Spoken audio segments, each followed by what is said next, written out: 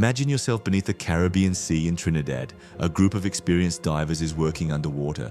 Everything seems controlled, safe, but suddenly an invisible vortex pulls them in. What should have been a simple maintenance operation turns into a tragic escape. Today, I will tell you the horrifying story of the 5 divers from the Perea Fuel Trading Company, 4 of whom would never return. It is February 25th, 2022, at the Pointe-à-Pierre underwater maintenance site in Trinidad and Tobago. 5 divers from a contracted company, Land and Marine Construction Services, are preparing for a delicate operation. Their mission: to remove an inflatable plug from a 30-inch pipeline. These men are Kazim Ali Jr., Yusuf Henry, Faisal Kurban, Rishi Nagasa, and Christopher Boudram. At first, everything goes smoothly. The divers descend, inspect, and work methodically together. But when the plug is removed, a sudden depressurization occurs. A powerful vortex forms and violently sucks the divers inside the pipe. In an instant, what was a controlled job becomes a deadly trap. In the chaos, each reacts as best they can. The current is so strong that none of them can fight it. All 5 men are dragged inside, slammed against the metallic walls. The deafening roar of rushing water echoes, their lights flicker, and suddenly, darkness.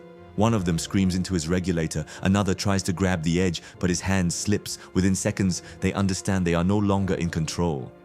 Christopher Boudram, the sole survivor, would later describe the horror of that moment. He said he felt his body tossed like a rag doll in the dark.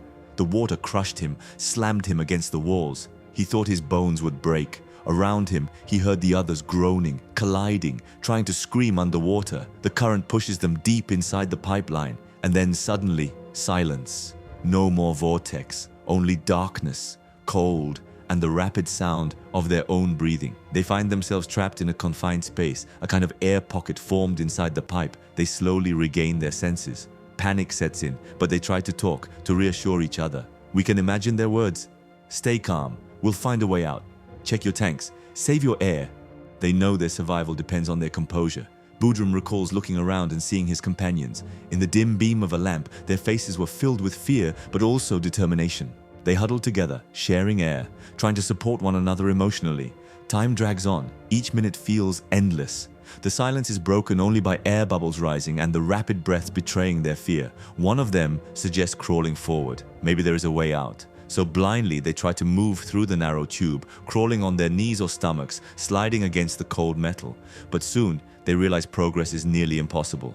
The pipe is dark, narrow, suffocating. Their gear gets in the way, the tanks banging against the walls. Anxiety rises even further. To keep going, they encourage each other. Keep moving, we'll get out. Breathe slowly, stay calm. We have to stay together. In this tunnel of steel, air becomes their most precious treasure. Each man checks his gauge. Time passes, minutes slip away, and the reality becomes clear. They cannot last forever. At that moment, a decision must be made. Christopher Boudram knows he has to try something. With the desperation of survival, he decides to crawl further ahead, alone. His companions encourage him. They know that if he finds a way out, maybe he can bring help. The journey is torture. He recalls moving forward in complete darkness, every motion painful. His knees and hands bled against the metal. Sometimes he got stuck in tighter sections and thought he would never move again. Oxygen was running low, his breathing ragged, panic threatening to consume him. But he thought of his family. He repeated to himself, I must get out. I must live. That thought gave him the strength to continue, inch by inch, through the nightmare of steel and water. For nearly 3 hours, he crawled through that dark labyrinth. 3 hours of fighting suffocation, pain, and fear. 3 hours where every second could have been his last. Meanwhile, behind him, his 4 companions waited. Perhaps they prayed. Perhaps they spoke to each other, sharing one last bond in their final moments. What we do know is that one of them carried a camera. This GoPro recorded their last moments. In the footage, trembling but brave voices can be heard. They pray, they encourage each other, they cling to one another in that tiny air pocket. Until the end, they faced death together with dignity. Eventually, Christopher found an exit. Exhausted, wounded, and gasping for breath, he managed to emerge, but he was alone. The other 4 would never return.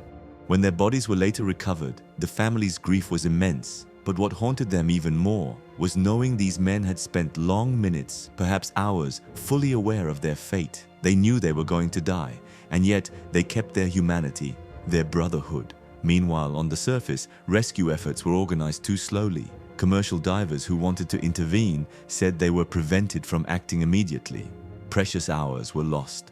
For many, this remains one of the most controversial aspects of the tragedy. Could they have been saved if decisions had been different? An independent commission of inquiry was later opened. Its conclusions were damning. Pariah Fuel Trading Company, the state-owned operator of the site, was found negligent, to the point that some called it criminal.